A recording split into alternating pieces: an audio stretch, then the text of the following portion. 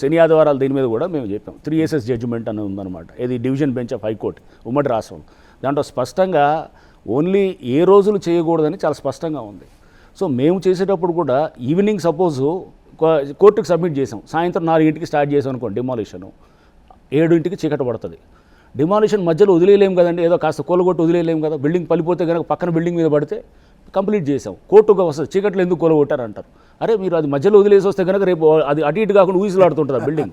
అరే అది కాకుండా మేము కూలగొట్టామంటే ఎన్కౌంటర్ జరిగేటప్పుడు కనుక జరిగినప్పుడు కనుక చెప్తారు, అట్లా చెప్తున్నారు రజనీకాంత్ గారు. చూడండి, ఇట్లాంటి మాటలే ఇవన్నీ కూడా గతంలో ఎన్కౌంటర్లో అప్పుడు కూడా ఇట్లానే మాట్లాడారు.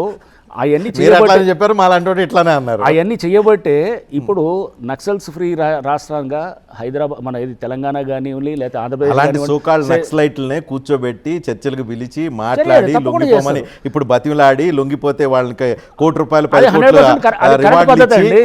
అంతేగాని ఎవడైనా కానీ వాడు చట్టం చేతిలో తీసుకొని చంపటం అనేది వాడికి లేదు కదా, హక్కు ఎలా ఉంది?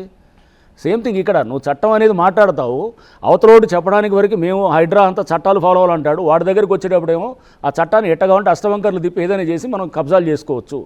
అవతలోడు మటుకు చట్టాలు ఫాలో అవ్వాలని మా క్లాసులు బీకుతుంటారనమాట. క్లాసులు బీకి అంటే ఏం చేస్తుండాలి, మేము కళ్ళ బిగించి చూస్తుండాలన్నమాట. మనం చట్టం ఫాలో అవ్వాలి, పూర్తిగా చేయాలని మేము ఇస్తే ఫాలో అవుతూనే ఉన్నాం.